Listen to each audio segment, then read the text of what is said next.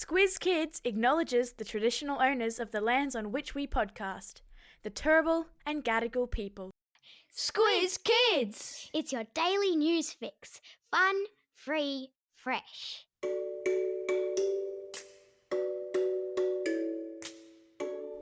Hello and welcome to Squiz Kids Today, your fresh take on what's happening in the world around you. I'm Joni Jones, it's Tuesday, May 16. In Squiz Kids Today, Sam Kerr, the goal-scoring machine. Teenagers dominate the X Games, a maritime mystery solved, and an unusual world record attempt. That's what's making news kids style. The lowdown. What a week it's been for Sam Kerr. She is on top of the world, scoring and backflipping her way into the history books, winning the Women's FA Cup final with her club Chelsea in the UK. Not once or twice, but for a third year in a row. Kerr is our Aussie Matilda's captain, who also plays for Chelsea when she's not wearing the green and gold. Let me set the whole scene for you. It was a sellout crowd with 77,000 fans packed into London's famous Wembley Stadium on Sunday, which is a new record set for the amount of people watching a women's football match live. Even Prince William was among the crowd. In the 68th minute of the game, Kerr scored the only goal, handing Chelsea the title over rivals Manchester United. And in true Kerr fashion, she celebrated with her signature backflip. So she's an excellent gymnast as well as an excellent footballer. This has capped off a remarkable week for the Aussie, where she was the official flag bearer for Australia at the King's coronation, and has just become the first woman to be voted Footballer of the Year 2 years in a row. So many accolades and so well deserved.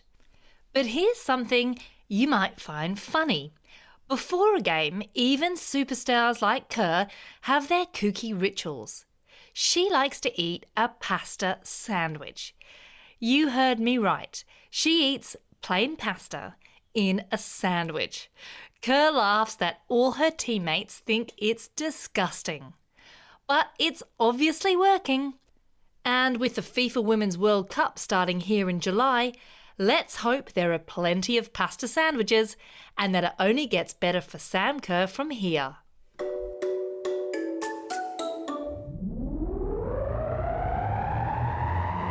Spin the globe.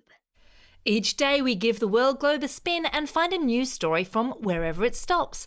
And today we've landed in Japan, where more record-breaking sport action has taken place. The X Games has been underway, which is a competition similar to the Olympics, but for what they call extreme sports. It's events like skateboarding, Moto X and BMX riding, with plenty of 180s, 360s, gravity-defying jumps, alley-oops and wipeouts. Japan's homegrown star, 13-year-old Ondera Jinwoo, stole the spotlight, becoming the youngest ever X Games gold medalist in the men's street skateboarding, comfortably cinching victory across all his events. Over in the women's finals, another 13-year-old, Aussie Chloe Covell, came fourth in the women's street skateboarding.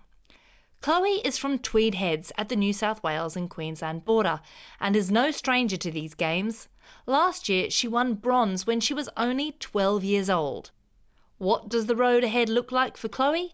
Hopefully skateboarding all the way to the Olympics, being held next year in Paris. Believe it or not. After 5 long decades, hope was fading that one of Australia's greatest maritime mysteries would ever be solved. But after years of research, specialised underwater cameras used by the CSIRO have incredibly found the shipwreck, still intact at the bottom of the ocean off the Tassie coast.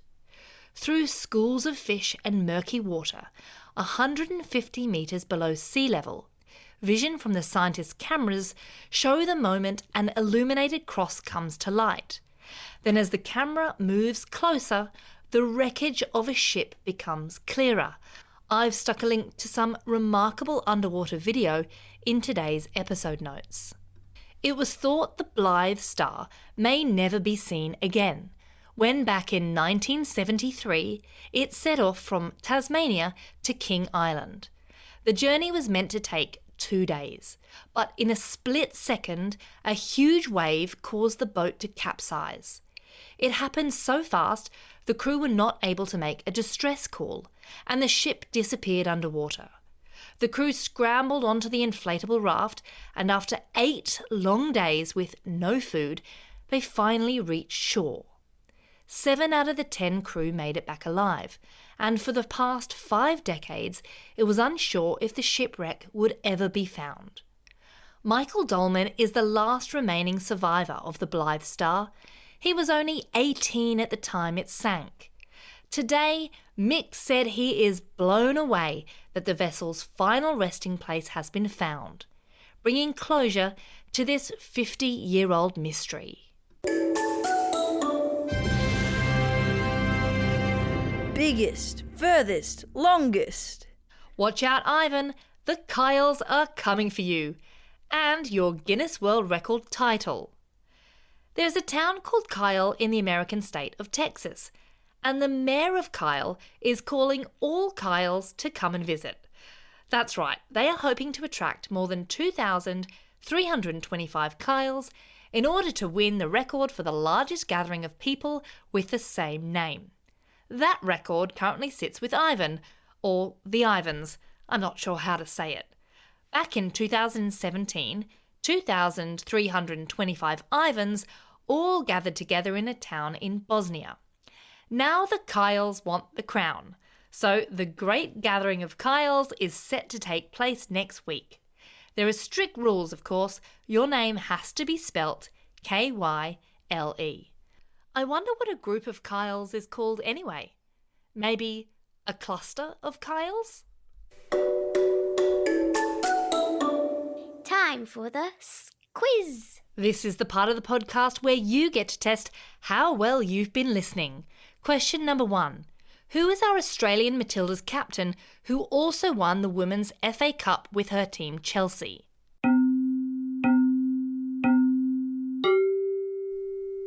Of course, it's the unstoppable Sam Kerr. Question number 2. The Blythe Star Shipwreck has just been discovered. How many years was it missing for? It was 50 years. Question number 3.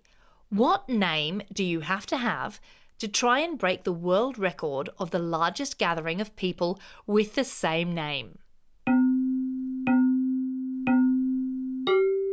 You have to be called Kyle.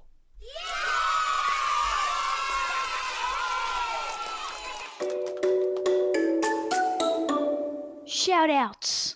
It's May 16. Today is National Barbecue Day in the States. I wonder if the town Kyle will be having a barbecue getting ready for their big world record attempt. It's also a special day for these Squiz Kids celebrating a birthday today. Finn from North Ainslie, Eddie from Ruse, Braddon from Ermington, Samia from Forest Lake, Charlie from Talara, Chrissy from Strathmore Heights, Rex from Yeppoon, Eric from Revesby, and Charlotte listening all the way over in Whistler, Canada. Special birthday shout-outs go to Mrs. Boyle at Abbotsford Public School and Mrs. Edgerton at Bradbury Public School.